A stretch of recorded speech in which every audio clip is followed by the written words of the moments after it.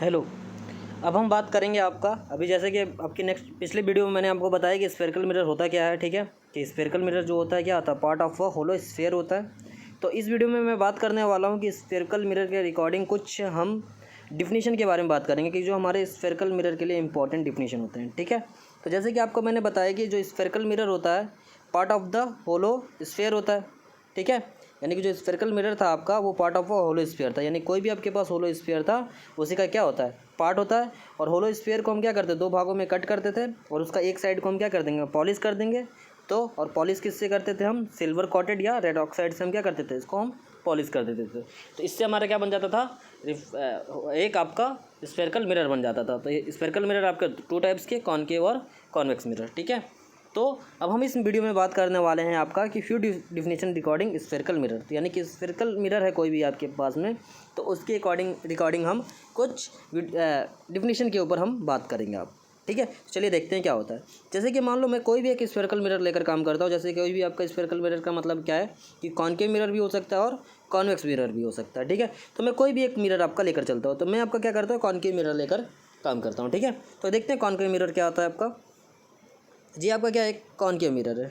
तो concave mirror में मैं क्या करता हूँ कि जो आपका क्या होता है रिफ्लेक्टिंग सरफेस होता है वो क्या होता है, सेंटर की ओर क्या होता है, टूवर्ड होता है। तो जैसे कि मैं इसका सेंटर बनाने की कोशिश करूँगा, तो जैसे इसको स्फेरिकल बनाया तो कुछ इस तरीके से आपका बन गया, ये आपका हो गया।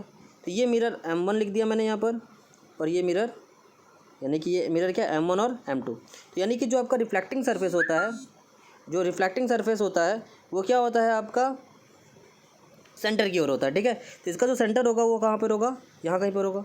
यानी कि इसका क्या है, सेंटर है। ये क्या है, इसका सेंटर है। और ये इसका रिफ्लेक्टिंग सरफेस होगा, तो इसका मतलब हमको जो पॉलिश करना होगा इसको बाहर की ओर से हम क्या कर देंगे, इसको पॉलिश कर देंगे। तो ये मैंने क्या कर दिया, इसको बाहर की ओर से पॉलिश कर दिया। तो ये इसका क्या है, रिफ्लेक्टिंग सरफेस है। ये क्या है आपका, तो ये है आपका वो रिफ्लेक्टिंग सरफेस है। ठीक है, इसको हम कहते हैं रिफ्लेक्टिंग सरफेस। तो अब इसके अकॉर्डिंग हम देखते हैं एक एक करके हम क्या डिफिनीशन। ठीक है, तो हम पहले डिफिनीशन देखते हैं कि डिफिनीशन पहली क्या है आपका, पोल। डिफिनीशन क्या है पहली आपकी, पोल की डिफिनीशन है। तो पोल की डिफिनीशन देखते हैं क्या होती है। तो जो ये पोल है यानी कि जो पोल होता है यानी कि the central point of the reflecting surface of the mirror is called the pole. यानी कोई भी आपके पास में, जैसे ये मैंने आपका मिरर लिया हुआ है, तो इसका जो सेंटर पॉइंट होगा, यानी कि जो मिरर है M1 और M2, इस मिरर का जो सेंटर पॉइंट, तो सेंटर पॉइंट कहाँ पर होगा आपका, कहीं पर भी आप ले सकते हो। या मान लो ये आपका सेंटर पॉइंट है, तो इसी सेंटर पॉइंट को ये क्या कहता है आपका, पोल कहता है। ठीक है, जो मिरर है आपका, जिस रिफ्लेक्टिंग सरफेस से क्या होती है, लाइट रिफ्लेक्ट होती है, उस रिफ्लेक्टिंग सरफेस का जो सेंटर पॉइंट होता है उसी को क्या कहते हैं आपका, पोल कहते हैं। तो पहली डिफिनीशन क्या आपकी, पोल। तो पोल क्या होता है, यानी कि जो रिफ्लेक्टिंग सरफेस है उस रिफ्लेक्टिंग सरफेस का सेंटर पॉइंट क्या होता है, पोल होता है। और इस को हम किससे डिनोट करते हैं आपका, पी से डिनोट करते हैं। किससे दिखाते हैं आपका, पी से दिखाते हैं। ठीक है, तो सबको समझ में आ गया होगा। तो अब देखते हैं इसके बाद सेंटर ऑफ कर्वेचर क्या होता है आपका, सेंटर ऑफ कर्वेचर। तो जो ये सेंटर ऑफ कर्वेचर होता है, डिफिनीशन क्या देख लेते हैं। The centre of the curvature, ठीक है, the centre of the sphere of which of the mirror form a part is called the centre of curvature. यानी कि ये जो आपका मिरर है, देखते हैं ये जो आपका मैंने मिरर लिया है, ये कॉनकेव मिरर है। तो कॉनकेव मिरर जिस भी स्फेरिकल मिरर से बनाया जाता है, जिस भी स्फेरिकल मिरर से क्या होगा, बना होगा, उस स्फेरिकल मिरर का जो सेंटर पॉइंट होता है वही मेरा क्या कहलाता है, सेंटर ऑफ कर्वेचर कहलाता है। ठीक है, यानी कि जो भी आपका मिरर आप लोगे, कॉनकेव लोगे या कॉन्वेक्स लोगे, उस कॉनकेव या कॉन्वेक्स मिरर का जो सेंटर पॉइंट होता है और जिस स्फेरिकल मिरर से ये क्या करेगा, कट करके बनाया जाएगा, उस स्फेरिकल मिरर का जो सेंटर पॉइंट होता है वही क्या कहलाता है आपका, सेंटर ऑफ कर्वेचर कहलाता है। आई होप ये भी आपको समझ में आ गया होगा। और जिसको हम किससे डिनोट करते हैं, आपका सी से डिनोट करते हैं। ठीक है, तो इसको आप लिख सकते हैं अपनी कॉपी में। ठीक है, ठीक, तो इसको हम सी से दिखाते हैं। ठीक, इसके बाद है आपका रेडियस ऑफ कर्वेचर, यानी कि क्या है आपका, रेडियस ऑफ कर्वेचर। तो आप देखते हैं रेडियस ऑफ कर्वेचर क्या होता है। तो द रेडियस ऑफ कर्वेचर यानी कि the radius of the sphere of which the mirror form a part of called the radius of curvature of the mirror. यानी कि कहने का क्या मतलब है आपका, देखते हैं। देखिए, तो जैसे ही आपका क्या है, आपका कोई मिरर है, तो इसका मैं क्या कर दूंगा, रेडियस ले लूँगा। क्या ले लूँगा, आपका रेडियस।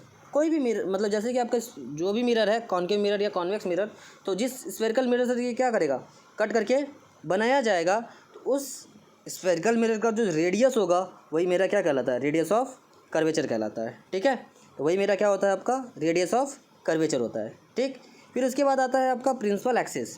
क्या होता है आपका प्रिंसिपल एक्सिस। तो देखिए प्रिंसिपल एक्सिस क्या होता है, तो जो सेंटर है ऑफ कर्वेचर है और जो पोल है इसको जो लाइन में क्या करेगी मिलाएगी आपका, ये क्या कर रही है इसको मिला रही है, इस लाइन को ये हम क्या कहते हैं प्रिंसिपल ऑफ एक्सिस। तो यानी कि जो आपका क्या होता है सेंटर ऑफ कर्वेचर होता है और जो आपका पोल है उसको जो आपकी क्या करती है, जो लाइन आपकी क्या करती है मिलाती है, इन दोनों लाइन को क्या कर दो मिला दो, तो वही क्या होता है आपका centre of sorry principal axis होता है। वही क्या होता है आपका प्रिंसिपल एक्सिस। तो फिफ्थ डिफिनीशन क्या है आपकी ऑपरेचर। ठीक है, ऑपरेचर क्या था देखते हैं। ठीक है, जैसे डिफिनीशन लिखा हुआ द डायमीटर ऑफ द